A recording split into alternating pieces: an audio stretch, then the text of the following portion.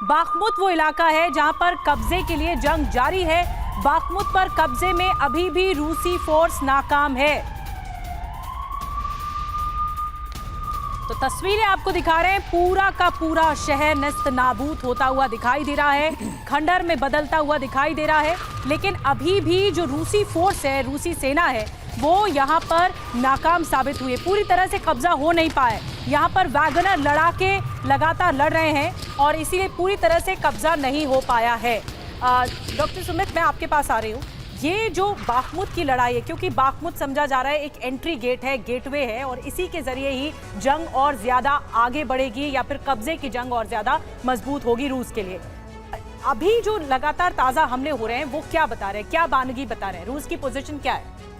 रूस पूरा कोशिश कर रहा है कि उसका नियंत्रण बाखमुत में हो, लेकिन ऐसा हो नहीं रहा है। जिस तरीके से यूक्रेन की स्थिति, अब इसमें कोई राय नहीं कि यूक्रेन जिस तरीके से बाखमुत में रूस के विरुद्ध लड़ रहा है वो बड़ा अप्रत्याशित है, ऐसा उम्मीद नहीं किया जा रहा। काफ़ी लंबे समय से ये चल रहा है बाखमुत में। अगर ऐसे देखें तो बाखमुत के अभी सब कुछ पूरी की पूरी ताकत रूस ने बाखमुत में झोंक के रखा हुआ है, लेकिन जिस तरीके की कामयाबी की वो अपेक्षा करता रहा है ऐसा नहीं मिल रहा है। इसका मतलब तो इसमें कोई दो राय नहीं कि यूक्रेन के पीछे जो नाटो और अमेरिका का जो सहयोग है हर तरीके से मिलिट्रीली और बाकी तरीकों से ये टिक रहा है वहाँ पर। और इसमें अगर किसी भी स्थिति से, अब ये कितना लंबा चलेगा ये कहना कठिन है, लेकिन जिस तरीके से यूक्रेन की स्थिति मजबूत है और ऐसा अंदेशा है कि आने वाले समय में यूक्रेन पीछे नहीं हटने वाला है वहाँ। बिल्कुल सही बात है। ये तो बाखमुत के हालात की बात हुई, लेकिन यूक्रेन की राजधानी कीव के आसमान में जो नजारा नजर आया है, यूके देवनाथ साहब, उस पर मैं एक टिप्पणी आपकी जरूर चाहूंगा। क्या नजर आता है? इन तस्वीरों को आपने भी देखा है, समझा है,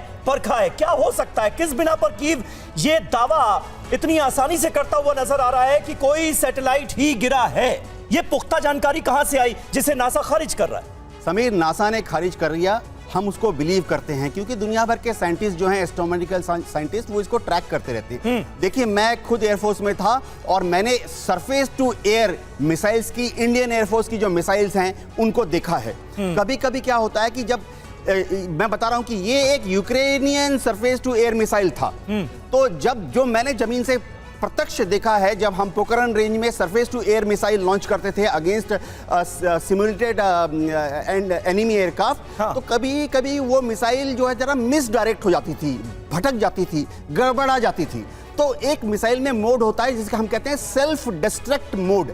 आप देखिए, ये मिसाइल जो है ये जमीन पर आके फटती नहीं है, ये आसमान से ऑलरेडी फटते फटते आ रही है। यानी एक Ukrainian surface to air missile थी, गलती से शायद लॉन्च हो गया, उसको सेल्फ डिस्ट्रक्ट मोड पे ऑपरेटर ने ऑपरेट किया तो वो फट जाती है। लेकिन इसमें यूक्रेन का क्या भला है? यूक्रेन का क्या भला है कि वो इसे एक गिरता हुआ सैटेलाइट करार दे रहा है? देखिए, यूक्रेन को अपनी जो शर्मिंदगी है उसको छुपाना है कि हमने गलती से एक मिसाइल लॉन्च कर। मत भूलिए कि अभी वो जो लेटेस्ट पेट्रियट मिसाइल मिला है उस पर अभी वो ट्रेनिंग कर रहे हैं। ऐसा हो सकता है कि ट्रेनिंग में उन्होंने गलती से एक मिसाइल फायर कर दिया और शर्मिंदगी को छुपाने की कोशिश कर रहे हैं। इस पूरे वॉर में जिसमें यूक्रेन सबसे आगे रहा वो है मिस इन्फॉर्मेशन। यूक्रेन की तरफ से सबसे ज्यादा सूचनाओं का घालमेल किया गया है, तो हो सकता है कि ये भी उसी का हिस्सा